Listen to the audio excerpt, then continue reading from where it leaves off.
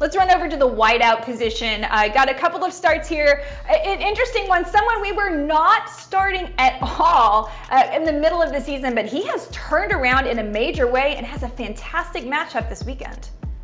Yeah, this is Brandon Aiyuk. Brandon Aiyuk is the #1 wide receiver in San Francisco.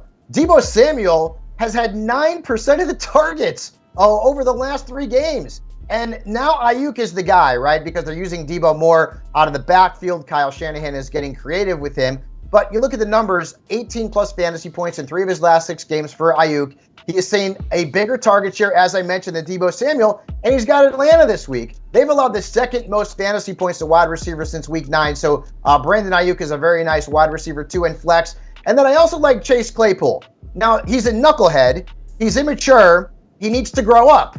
But he's putting up fantasy points, and at this point, that's what we need, right? Double digits in 3 of his last 4 games. He has seen at least 8 targets in all but 1 of those games. He's got the Titans this week. Their defense has given up 16 touchdowns and the 2nd most fantasy points per game to wide receivers.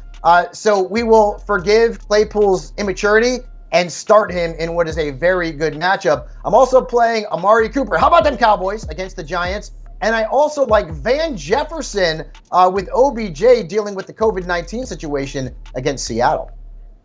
100%. I love that Van Jefferson call. And we cannot let a video go by without mentioning our guy, Brandon Cooks, who was fantastic last week and has another fantastic matchup this weekend with the Jacksonville Jaguars. All right, wideouts to sit. You got a couple on this list that I know I'm considering. Do I flex them or not? So give me the case against them.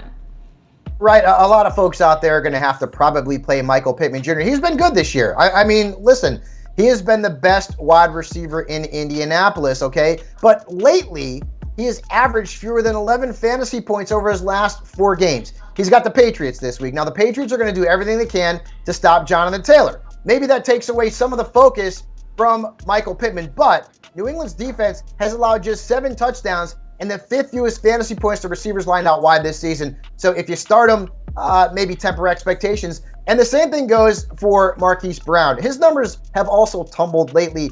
He's failed to score more than 13.2 fantasy points in 4 straight games. And during that time, he's averaging 10.6. It's okay, but it's certainly not great. And that's what he was doing last year. He was putting up great numbers earlier this season.